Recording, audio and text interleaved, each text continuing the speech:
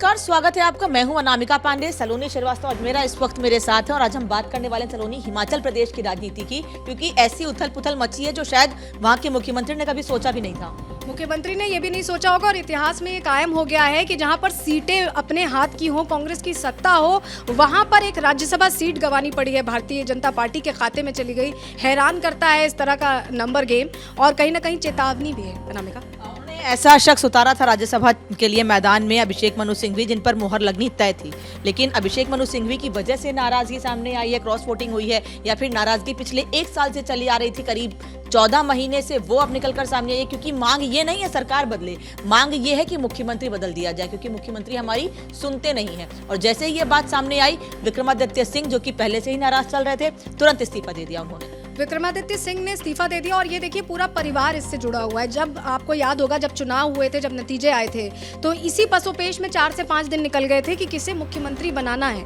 प्रियंका गांधी के पसंदीदा थे सुखविंदर सिंह सुक्खू, और यहाँ वीरभद्र का जो परिवार है जिससे आते हैं विक्रमादित्य सिंह, वो भी कहीं ना कहीं अपना एक स्टैंड चाहते थे, अपनी एक जगह चाहते थे। तो उसको लेकर जो रस्साकशी चली, उसी दौरान ये समझ में आ गया था कि गुटबाजी इस सरकार में कायम रहने वाली है। हालांकि जब सुखविंदर सिंह सुक्खू को पद दिया गया तो खुश करने की कोशिश की गई, अलग अलग गुटों के नेताओं को मंत्री बनाया गया, कैबिनेट में जगह दी गई, लेकिन एक वो जो गैप क्रिएट हो गया था, वो इन 14 महीनों में इतना बढ़ गया कि सुक्खू ये समझ ही नहीं पाए कि उनके नीचे जो उनके सबऑर्डिनेट्स या ये कहीं जो उनके कलीग्स हैं, जो मंत्री हैं, वो उनसे अंदर ही अंदर नाराज होते रहे और वो कान बंद किए बैठे थे। आज उनके सामने ये अवेकनिंग न्यूज आ गई राज्यसभा चुनाव के दौरान।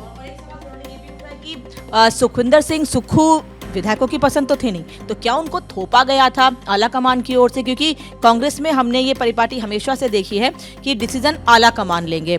हमने और दलों में देखा है, बैठकर बातचीत करके विधायकों से सब तय किया जाता है, लेकिन जब मुख्यमंत्री तय किया गया था हिमाचल प्रदेश में 2022 में जब चुनाव हुए थे साल के अंत में, तब भी ये था कि प्रतिभा सिंह ही मुख्यमंत्री बनने वाली है, लेकिन अचानक से सुखविंदर सिंह सुक्खू का नाम सामने आया था, जो सामने चल भी नहीं रहा था। तो यानी कि दिल्ली से निर्णय होता है और वहां पर विधायकों पर थोप दिया जाता है, इसीलिए विधायक अपने हिसाब से काम नहीं कर पा रहे हैं। वही नाराजगी सामने आई है जिस वजह से अब सरकार गिरने की स्थिति में है, लेकिन सुक्खू कह रहे हैं सब कुछ ठीक है, 5 साल सरकार चलेगी। आपने जो पॉइंट हाईलाइट किया है अनामिका, बहुत इंपॉर्टेंट है। प्रतिभा सिंह का जिक्र भी अनामिका ने किया।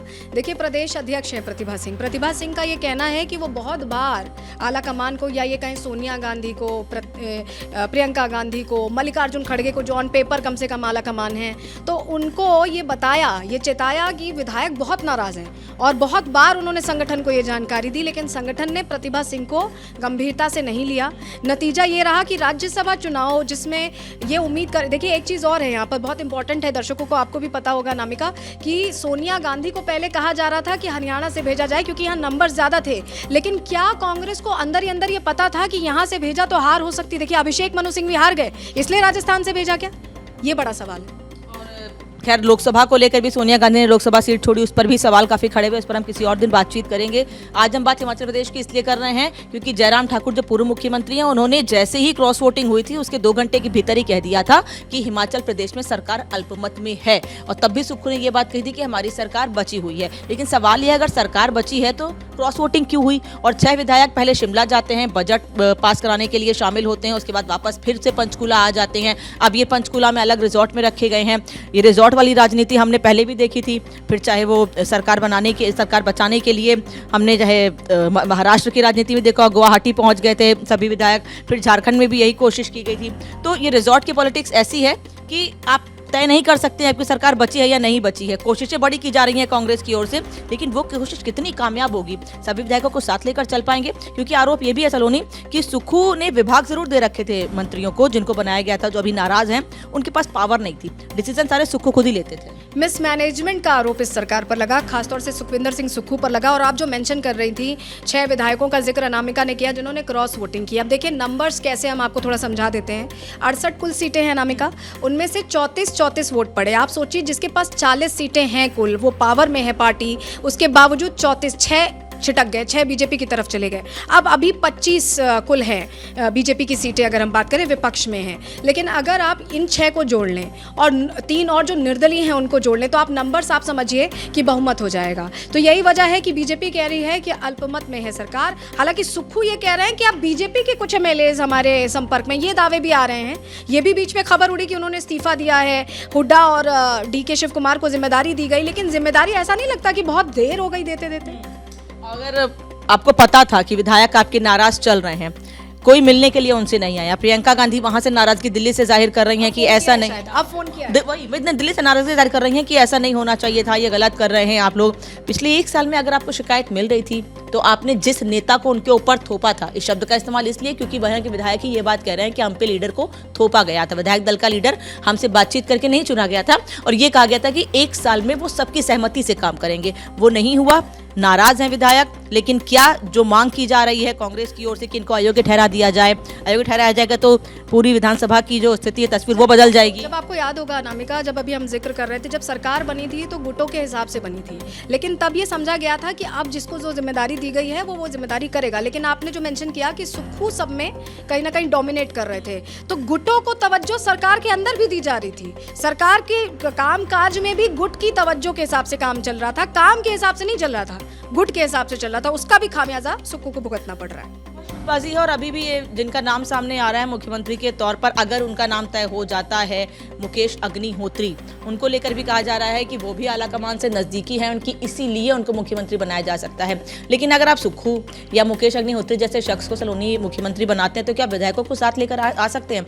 सुक्खू को आपने बनाया, नाराजगी 1 साल के भीतर देख ली। अगर मुकेश अग्निहोत्री को आप थोपने की कोशिश करेंगे तो क्या उनको लेकर सहमति बन सकती है? ये सवाल है। प्रतिभा सिंह को लेकर बड़ी बातें चल रही हैं कि उनको बनाया जाना चाहिए, लेकिन अभी तक उनका नाम एक बार सामने नहीं आया है। जो लोग करीबी हैं सुक्खू के, उन्हीं के नाम सामने आ रहे हैं। अच्छा, एक चीज़ और, यहाँ पर हार जो अभी राज्यसभा चुनावों में हार रही, या अभी जो कंडीशन है सुक्खू सरकार की, उसकी वजह यह भी रही है अनामिका कि कोई भी चुनाव हो, कांग्रेस एक चीज़ पर अटक जाती है, उससे आगे नहीं बढ़ती। अभी लोकसभा चुनाव पे ध्यान है, अभी इस पे लोकसभा चुनाव के लिए न्याय यात्रा और सब हो रहा है, लेकिन राज्यसभा चुनाव में किस तरह का प्रदर्शन करना है, यही अगर आप कंपेयर करेंगी भारतीय जनता पार्टी से, कोई भी चुनाव, मैं कह रही हूँ पंचायत का भी चुनाव हो, उसमें इस तरह की जोर आजमाइश होती है, इस तरह की कोशिशें होती हैं जो बताती हैं कि वो चुनाव बहुत इंपॉर्टेंट है। इनको लगा ही नहीं कि ये चुनाव इंपॉर्टेंट है, इनको लगा था कि 40 की 40 हैं और हम यहाँ पर अपना कैंडिडेट निकाल ले जाएंगे। लेकिन अब क्या हुआ? अभिषेक मनु सिंघवी के हाथ खाली रह गए, कांग्रेस के हाथ खाली रह गए, और हिंदी पट्टी में, पूरी हिंदी पट्टी में, अभी अनामिका